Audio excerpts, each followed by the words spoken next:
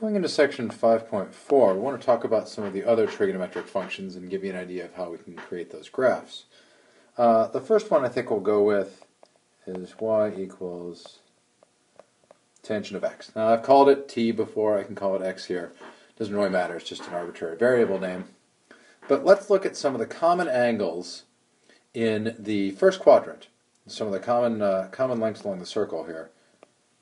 For x, what do we get for sine of x, cosine of x, and by extension, tangent of x.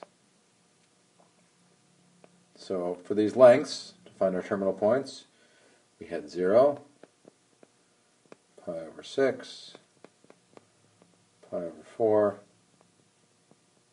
pi over 3, and pi over 2.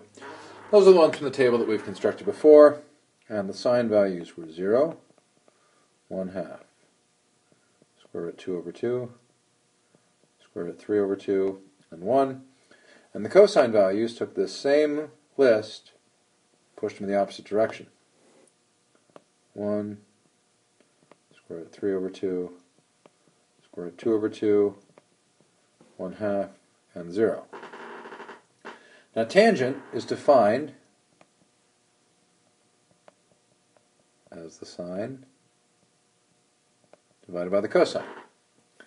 Okay, so if I want to compute that, sine divided by cosine for for x equals 0, tangent of 0 is 0. Similarly down the line, dividing each one of these out, we get 1/2 divided by root 3 over 2, which is square root of 3 over 3.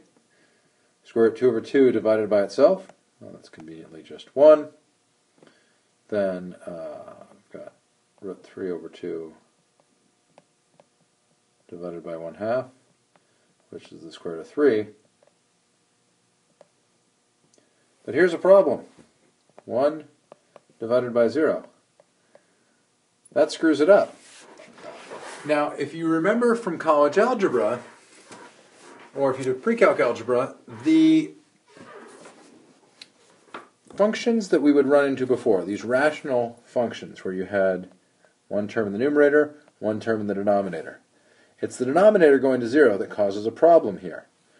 And so what that tells me I should expect to have happen at pi over 2, vertical asymptote. I notice as I move from 0 out towards pi over 2, these values are getting larger.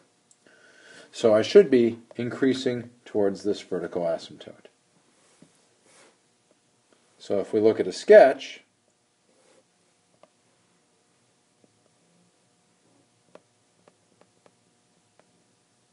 pi over 2, negative pi over 2, flip back to my chart. When I'm at 0, my tangent's at 0, and then I'm increasing. At pi over 4, I hit 1, and then I keep going up, but I've got a vertical asymptote at pi over 2. So, put those in there. There's pi over 4, negative pi over 4, there's 1. So my graph's hitting there, and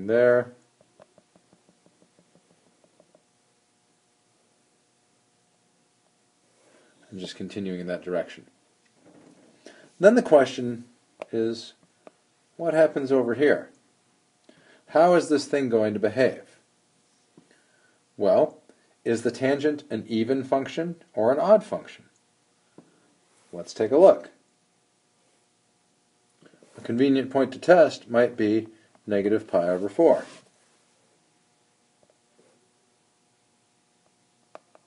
The tangent, negative pi over 4, sine of negative pi over 4 over cosine. pi over 4. Now the sine is going to switch signs as it moves from the first to the fourth quadrant. So this should be negative root 2 over 2. But the cosine doesn't change the sign as it's in the first and fourth quadrant. Root 2 over 2. So I'm left with negative 1.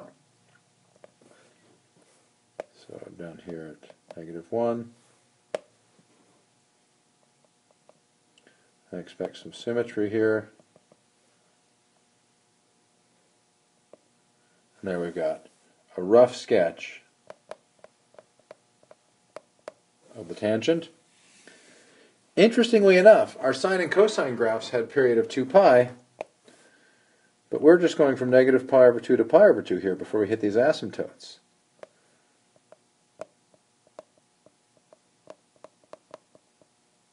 So for the tangent function, we're actually just left with a period of 1 pi.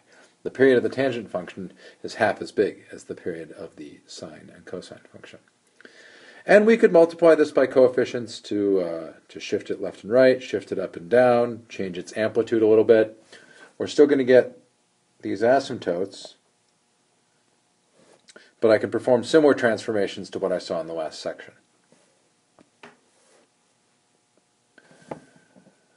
For another example, I'm going to start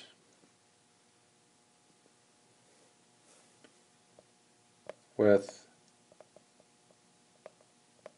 the cosine. Now let's move that elsewhere.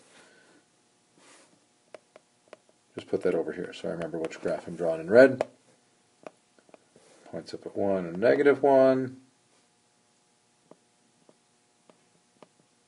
Pi over 2, pi, 3 pi over 2, 2 pi, and my cosine graph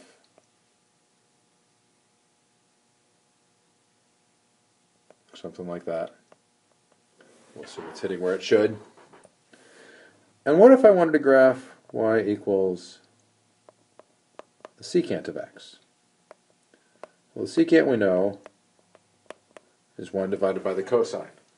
So I should be able to find out how this guy is going to behave by looking and seeing, well, okay, what's the cosine doing?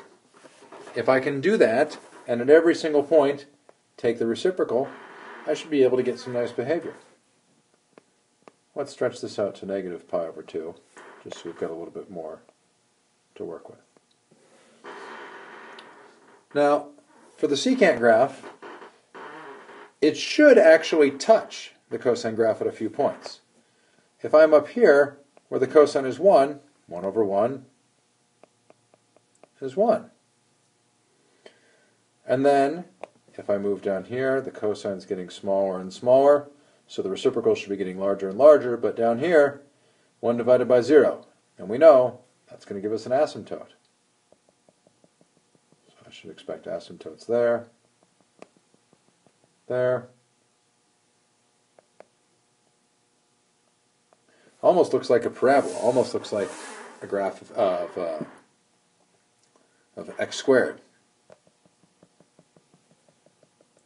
If I go down to negative 1, again, cosine of pi gives me negative 1. 1 over negative 1 is still negative 1. So I'm going to expect a point there.